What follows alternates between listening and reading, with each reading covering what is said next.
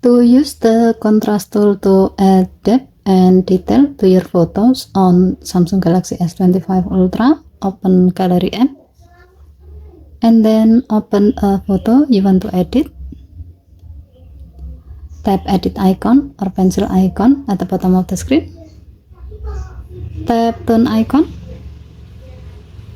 Swipe the icon area to the left to find contrast icon. Now drag the slider to the right to make the light areas lighter and the dark areas darker, adding more depth. Or drag the slider to the left to reduce difference between light and dark areas, creating a softer and flatter look. If you are happy with the result, tap save to save the change.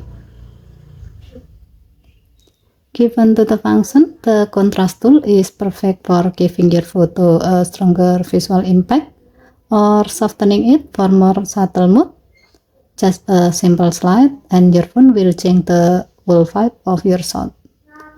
Okay, thank you for watching. Please help to like and subscribe. Have a nice day.